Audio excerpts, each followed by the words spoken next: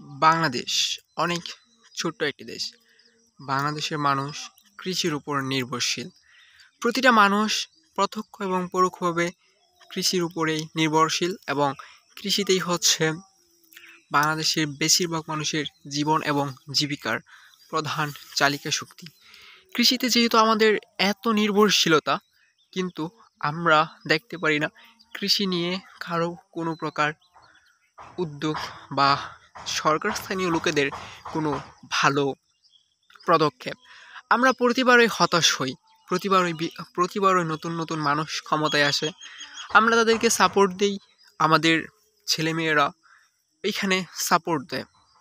আমরা যারা তরুণরা আছি সবাই কৃষিতে একটা নতুন কিছু দেখতে চাই, কৃষকের ভাগ্য পরিবর্তন চাই।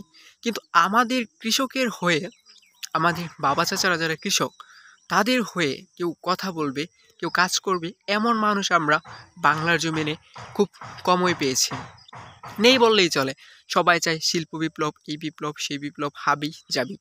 আমরা চাই কৃষি বিপ্লব হোক বাংলার জমিনে, বাংলার কৃষক সুস্থ সুন্দরভাবে বেঁচে থাকুক, বাংলাদেশের কৃষক পাক উন্নত মানের কৃষি সেবা। এই যে ফসলের জমিতে আমি বসে আছি, দেখেন কত পরিমাণ গাছ পোকামাকড়ে খেয়ে ফেলছে।